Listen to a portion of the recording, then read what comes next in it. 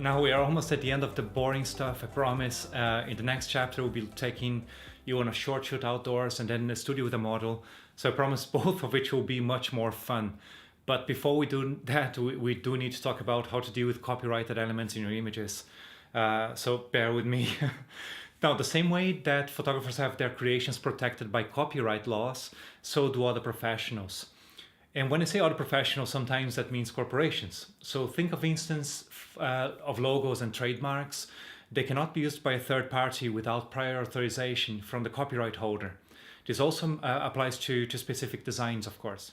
Just recently, I received an interesting email from one of the image libraries that I contribute to, informing contributors that a certain type of soy sauce bottle should no longer be in their portfolios because of the design of the bottle, which is copyrighted.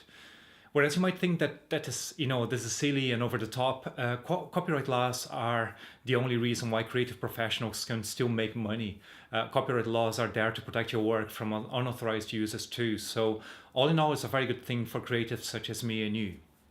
Another copyright subject that might seem less obvious is modern buildings. As a rule of thumb, designs or architectural features made after 1950 are likely to be copyrighted. An interesting case in the same subject is the Eiffel Tower. So during the day you can photograph it and license the image without any restrictions. But at night, the lighting design that comes up is copyrighted. Now, taking that into consideration, just what I said, it's very unlikely that you'll be able to get authorization from big companies to use their designs, especially for stock licensing. As you do not have any control over who the buyer is, a company risks a PR nightmare should the copyrighted element be used inappropriately. So you might be thinking that these restrictions mean that you cannot photograph anything anymore, or that cityscapes and street photographers are not welcome in stock. Luckily, that's not the case. You can still license your images that depict copyrighted subjects under an editorial license. Editorial licenses mean that the buyer can use the photo only to illustrate a newsworthy story or subject, or a matter of general interest. It also means that it cannot be used out of context. So for instance, images depicting smartphones, which are copyrighted, can be photographed and the image is submitted for editorial licensing only. In this situation, buyers will be able to use this image to illustrate an article about smartphones or about the specific company that produces the one that you shot, but it cannot be used for commercial campaigns.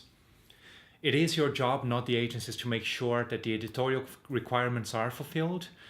And so that means because editorial files or images are intrinsically connected to the place and time when it happened, there are specific descriptions that you need to apply before you upload your editorial images. We'll be looking into the editorial captions and descriptions later in the course. But remember, this is not an excuse to shoot copyrighted subjects without permission. It must be newsworthy or a matter of general interest. Editorial licenses must be also used for situations where people are present and you don't have model releases, such as protests or when you travel and photograph landmarks and places full of tourists. In the protest situation, the buyer can use the image to illustrate articles about protests in general, or the one that the protest that you photographed in specific. In the landmark situation, the image can be used to illustrate travel guides, for instance. In a nutshell, editorial images can be illustrative or documentary. So two types there. Illustrative editorial images depict a product or brand and are not linked to a specific situation. Documentary photography, on the other hand, relates to a specific event. So you need to make it sensitive to place and time as well. Now, an important note about editorial though. Because you're reporting on something, your editorial image and caption should illustrate your subject faithfully. You must not change the message in your editorial images. We'll be reinforcing that throughout the course. In regards to adjustments, global adjustments such as exposure, contrast, and saturations are allowed, but not local adjustments such as cloning. Dodging and burning are allowed, that is, making parts of the image brighter or darker, as long as it doesn't change the message. And cropping is also allowed, but be careful not to change the context of your image. That's paramount for editorial photography. You might also be thinking, what about paparazzi images? And the short answer is that they should not be submitted to stock agencies. The long answer is that unless the celebrity that you are photographing is performing their public role, the public figure role, meaning in a situation that is related to their celebrity status, such as endorsing a product or making an appearance in an event that is related to their role, they are just another person walking down the street, and the personal space should not be invaded. Any images that do not feature copyrighted elements nor people, or that do, but for which you have model releases or property releases, can be licensed under a commercial, also called creative contract. Commercial or creative licenses imply that the photographer used their creativity to create a story. Because they do not illustrate a real situation, commercial images do not need to be linked to a location or date. This also means that buyers can use licensed images to promote services and products without requesting any further authorization. For this reason, of course, commercial contracts are the most flexible to buyers. By the way, you can photograph models in a studio and sell the images. We'll be doing that in a moment, but you need to have a signed model release to do so. We'll be talking more about releases later, as I mentioned. One thing to be aware when shooting in studio is that all clothes and props used are generic to avoid any copyright issues restricting their sales later. This happened to me in the past, and in one particularly annoying occasion, I had a batch of images rejected by agencies because of the pattern on the shirt that my model was wearing, and it might have been copyrighted. Therefore, reviewers declined the photos and the shoot was basically lost. So be aware of that. Ask your models to wear very generic clothing. So how do you upload these images?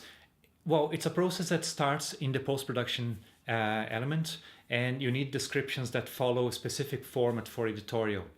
If the format is incorrect, your images will be rejected on that basis, and we'll be discussing that later, so don't worry for now. It is important for stock photographers to be familiar with the latest developments in the copyright front. Not only because that might have a direct impact on their work, but also because it might limit or expand the possibilities of what you shoot. Luckily, stock agencies are also concerned with these developments, and they tend to provide photographers with up-to-date information via newsletters and dedicated contributors pages. Links to these pages can be found in the text document that accompanies this tutorial, and these links will also contain exceptions to the rule. As an example, here in the UK, there are limitations in regards to royal palaces, which will not be accepted by some agencies. The subject of whether an image should be licensed as editorial only is sometimes subjective, with some agencies accepting them as editorial and the same images being accepted by other agencies as commercial. Additionally, you'll be surprised to find images that you might find obviously editorial being licensed as commercial on some websites. So how does that happen? And a while back, I contacted Shutterstock with the same question. And their reply was that because copyright laws are always changing, sometimes the changes happen before they have time to remove the content from their website.